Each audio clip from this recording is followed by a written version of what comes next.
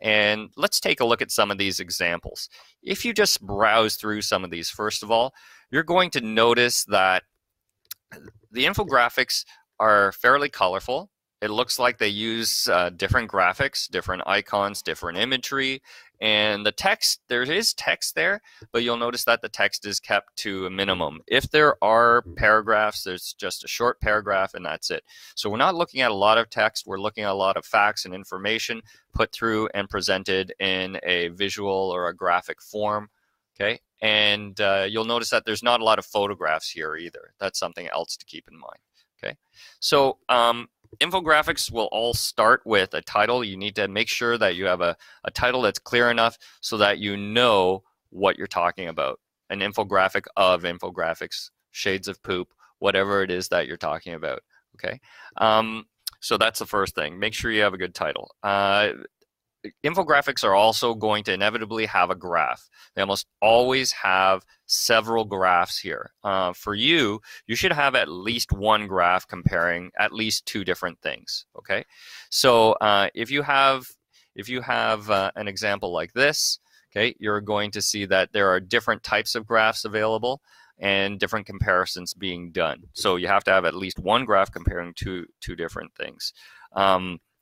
When you are creating graphs like this, the other thing that's really cool is if you can create a graph that includes a pictograph, okay? So if you take a look at some of these, they'll have a graph that is representing a particular topic, and the amounts, the numbers, are represented by icons that are related to that. So if this is talking about different populations, then it makes sense that instead of just having a regular bar graph like this or like this or like this, that you can actually represent this as a pictograph and use people to represent different amounts. So if you're going to have something about, let's say, hurricane damage, the top 5 hurricanes to affect the United States and have damage cost in millions, then you would have a dollar sign, or you'd have a house or a band-aid of some sort to represent that.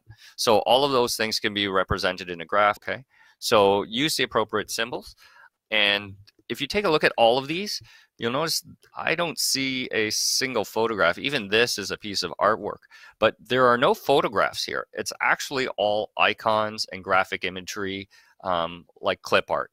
Okay, so that's what you're going to look for. If you need to include a picture, then you can include a picture, but please try and refrain from including too much. That you have created an infographic that includes graphic imagery. You'll notice that the color themes are also something that you'll want to keep in mind.